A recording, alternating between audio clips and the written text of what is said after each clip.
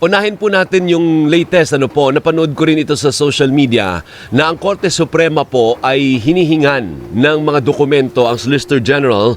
Ang sabi niya, dapat mag-submit ang Kamara at ang Senado ng mga dokumento related po sa budget ng mga nakarang taon dahil gusto nilang malaman paano nangyari o nasaan banda yung na nagdadagdag ng budget dun sa BICAM.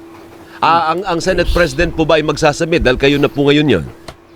Yes, ready kami to submit. In fact, yung discussions ng budget process noong 2026, itong nakaraang taon, ay lahat yan nasa website ng Senado. So, at lahat ng transcript ay naka-upload rin sa Senado, pati na yung mga attachments.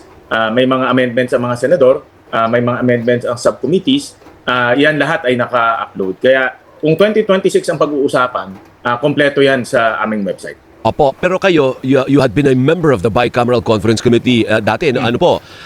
Totoo ba yung nangyayari na parang ang kutob siguro ng Korte Suprema, nangyayari yung insertion nandun sa BICAM, tinataas nila yung o binabawasan nila yung budget items. Nangyayari po ba yun? Actually, Alvin, ang budget process kasi maraming steps yan. No? So Opo. pwede kang mag-introduce ng amendments, let's say sa period of amendments, pwede ka rin mag-introduce ng amendments pagdating, let's say, ng BICAM.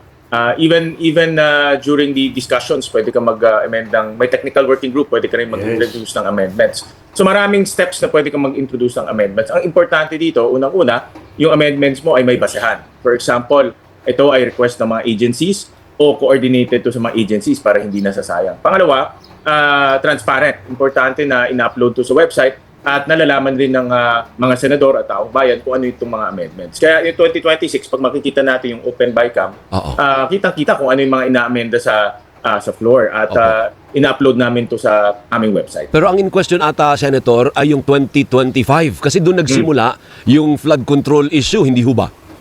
Tama. At itong 2025, dahil wala pa ako noon sa Finance Committee, sa pagkaalam ko, meron naman itong mga dokumento rin. No? At meron din itong mga supporting documents. Hindi lang nga siya naka-upload sa website. Nasaan ka noon, sir? Nung 2025 I was, Energy? Chairman ako ng Ways and Means? Ways and Means, tama. Chairman ako ng Ways and Means So, Committee. hindi ka kasali sa BICAM noon? Kasali ako sa BICAM at that time. Ang kino-cover ko sa BICAM, yung energy sector. Department of Energy, ERC, PNOC, PSAM, yun ang kino-cover ko at that time. Ang mga vice chair kasi may kanya-kanyang committees yan eh. Apo. At kanya-kanya kaming kino-cover. So yung BICAM nandun ka, pero sa sinasabi, naalala mo naging notorious ang salitang small committee. Noong 2025, ano po? Definitely wala po kayo doon sa small committee. Wala ako doon. No? Hindi, ang nangyayari kasi para quote-unquote mabilis yung proseso, dinidelegate sa chairman to chairman discussions doon sa mga amendments. Yun ang tinanggal namin noong 2026. Kaya makikita natin na nasa Open BICAM yung discussions. Opo, sige. So pihit po tayo. Napanood nyo naman po siguro yung panibagong entry ni dating Senate President Alan Peter Cayetano. Hindi pa po siya tapos, Senator Sherwin. Mukhang masama pa rin ang loob. Nakikipagsagutan pa rin. At involved na naman yung ibang senador. Hindi po kayo. Pero mukhang hindi pa siya ready. Hindi ko napanood, Alvin. Yesterday kasi I was busy with iba-ibang kasi first day natin on the job. Opo. Kaya sinisigurado natin na walang madidelay na mga papeles at walang madidelay na sweldo. So hindi ko napanood yung mga videos. Opo. I think may binanggit siya about na bakit nyo ba pinag-iinitan yung Facebook ko? Kayo din naman nag-Facebook din naman? Well, kanya-kanya naman talagang pamamaraan yan para mag-communicate.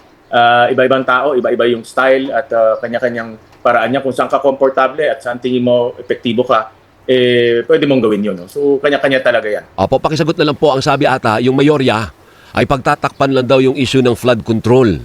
Maybe dahil ikaw na naman yung leader ng Senado ngayon, ganun ba ang mangyayari dyan dahil ikaw nakaupo, pagtatakpan nyo na ang kung sino man yung masasangkot sa flood control issue?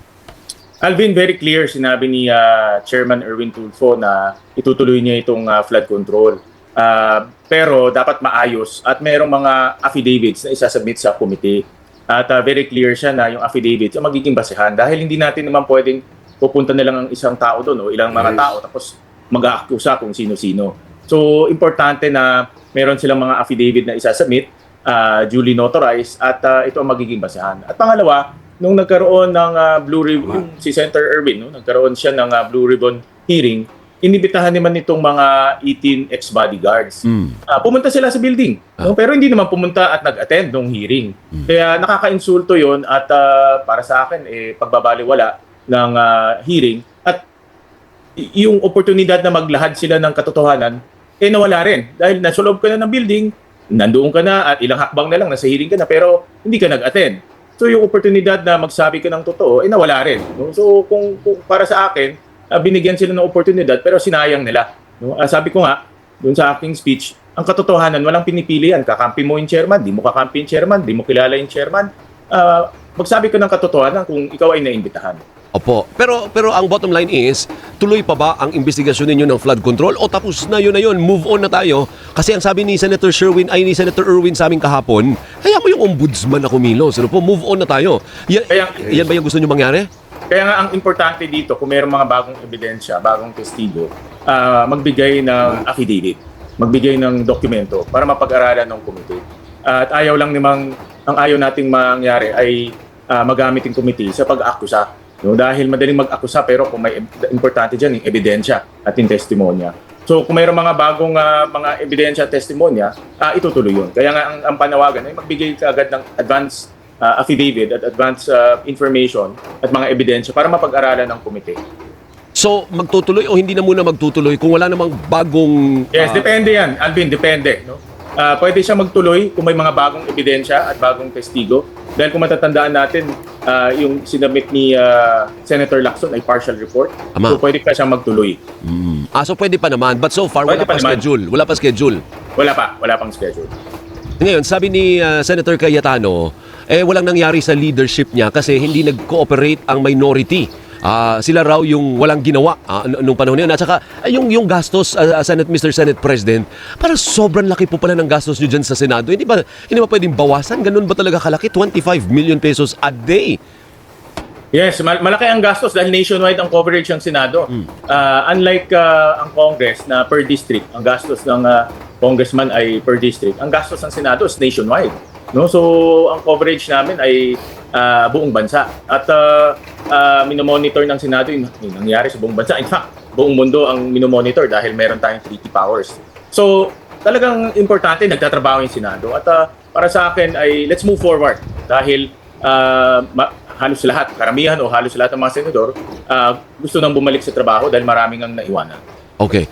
Ngayon, ang sabi ay nagpalit daw ang mayorya para isway ang vote sa impeachment trial. Kumbaga, ang pinaka-bottom line talaga nito is yung impeachment ni Vice President Sara Duterte. What do you say? Magdedepende. Ito, Alvin, madalas natin pag-usapan to even before na magdedepende yan sa ebidensyang ipapakita ng both sides, no? Prosecution and defense. Diyan masisway ang mga senator judges. Hindi sa pagpapalit ng liderato, hindi sa pagpapalit ng mayorya. Ang importante dito ay yung ebidensyang ipapakita ng prosecution and also the defense. At nag-umpisa na yung pre-trial. In fact, tinitignan ko nga yung pre-trial brief. Ang kapal, no? 60 pages each side.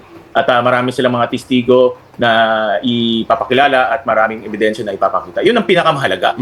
At yun ang dapat lumabas para makapag-desisyon ang mga senator judges ng tama at ng patas.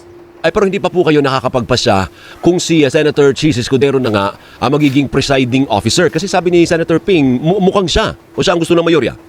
Under the rules, Alvin, nakasulat doon, Senate President ang magpre-preside. Okay. Unless ang Senado ay pipili ng iba. No? So, sa ngayon, Senate President ang magpre-preside at magkakaroon kami ng caucus later on para mapag-usapan. Pero ikaw, okay naman po kayo, Mr. Senate President, na hindi kayo magpipreside o igigiit ninyo. Hindi ako Senate President eh. Hindi ako dapat dyan. Pag-usapan natin. Pag-uusapan na lang sa grupo. Importante mapag-usapan. Importante naman sa akin ay sundan yung rules at mapag-usapan. Okay. Pero kaya nyo naman po kahit hindi kayo abogado. Kasi may ini-example ni Senator Ping, paano kung kailangan mo agad-agad mag-decide? Siyempre pag abogado, alam mo approve ba yan o denied ba yan o paano ba? Actually, Alvin, wala naman nakasaad sa Constitution, even in our rules, na kailangan abogado. In fact, ang gusto nga ng Constitution, mas simple, mas naintindihan ng taong bayan, at malabas ang ebidensya. Tandaan natin, hindi naman to formal court na huwes ang namumuno. Ito ay impeachment court at sui generis siya. Ibig sabihin, ano siya, parang kakaiba siya, no? At ang gusto nga ng Constitution ay gawin as layman, mas simple, mas naintindihan ng taong bayan para masundan ng mabuti. Dahil kung very technical siya, kahit na nag-aral ka ng mataas, hindi mo masusundan eh. Kaya kailangan simple as possible. Opo. Ngayon, dun sa issue po ng kung saan ibabangga yung 2/3, ano ang posisyon nyo dun? Kasi sabi nyo, sure na hindi makakadalo si Senator Jinggoy. Hindi naman nakikita si Senator Bato. E di lalabas, 22 lang yun. Pag binangga mo yung 2/3 dun, 15 na lang yun. Hindi na 16. Ano po? Correct. Ito siguro we have to distinguish, no? Nasabi ko na ito in the past. Nasabi ko na pag conviction, kailangan ng 2/3. Dahil malinaw sa ating saligang batas na kasulat doon, 2/3 of all members. So yun ang, akin personal ko ito, personal opinion ko, yun ang dapat sundan. Paano yun? Paano yun, sir? Ang susundan yung... Sa conviction, kailangan ng 2/3 of all members. Of Nakasaad all? yan sa ating, yes, of all members. Nakasaad yan sa ating saligang batas at personal opinion ko, dapat sundan itong nakasaad sa saligang batas. Kasi pag all, magiging 16. Tama po? Ngayon, Tama. pag all members present, edi mag-iiba naman po ngayon, magiging 50 na lang po. Diba? So, tingnan natin kung ano yung nakasaad sa Constitution at yun ang dapat sundan. Okay, sige. Ngayon, ano ang magiging klase ng liderato ni Senator Sherwin Gatchalian dyan sa Senado? Unang-una, kayo ba'y nakapag-usap na ni Senator Cayetano? Sabi mo kasi, kakausapin mo lahat eh. So, nakausap nyo na po lahat na minorya except for Senator Cayetano. Actually, marami na. Halos lahat na. Yung iba, nagte-text sa akin, nagko-congratulate. At sabi ko nga, let's move forward, let's work together. Marami ng mga members sa minority nag-text o nagpapadala ng congratulatory message. At nagpapasalamat ako sa kanila. Malaking bagay para sa akin yun dahil ang Senado hindi dapat may mayorya o minorya. Dapat umusad yan bilang isang Senado. Lalo na sa mga issues. Importante na mapag-usapan at mapagdebatihan ng maayos yung mga issues para maramdaman ng taong bayan. Hindi, si Gatchalian po, hindi naman po ito pala away. Ano po? Pero balik ako sa tanong ko, so lahat ng senador ay nag-congratulate na sa inyo except for former Senate President Cayetano. Hindi ko pa nakikita, hindi ko nabilang kung lahat, Alvin. Sabi mo, ang dami mo na. Wala naman akong checklist kung sino nag-congratulate o sino hindi. Ay, pero as far as you can remember, naalala mo bang nag-congratulate na sa iyo si Senator Alan Peter Cayetano? Particularly kay Senator Alan, wala pa. Wala pa. Have you reached out to him na ikaw na lang, sige na, ikaw na magpakumbaba, tawagan mo na. So I'm pretty sure alam mo naman yung number at amuin mo na si Senator Cayetano. Sabi ko nga, Alvin, na lahat naman ang aking pintuan, ang aking puso laging bukas at sabi ko nga marami rin tayong kaibigan sa minorya kaya madali sa akin para makipag-usap sa lahat ng mga senador dahil nakatrabaho ko sila at marami tayong mga senador magagaling, seryoso sa trabaho at gusto lang nila magtrabaho. So are you going to reach out to him or you will wait for him to reach out to you? Basta Alvin, bukas yung aking pintuan at tanggapan para sa lahat.